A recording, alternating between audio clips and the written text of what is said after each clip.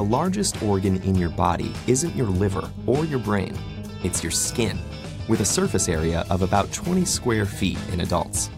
Though different areas of the skin have different characteristics, much of this surface performs similar functions, such as sweating, feeling heat and cold, and growing hair.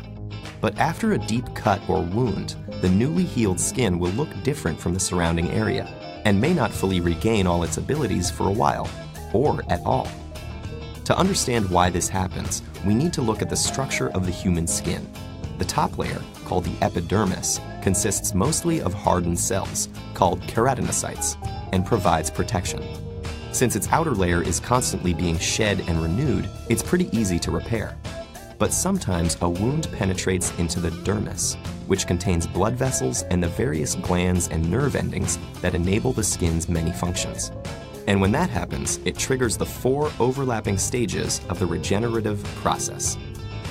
The first stage, hemostasis, is the skin's response to 2 immediate threats: that you're now losing blood and that the physical barrier of the epidermis has been compromised. As the blood vessels tighten to minimize the bleeding in a process known as vasoconstriction, both threats are averted by forming a blood clot. A special protein known as created using Powtoon.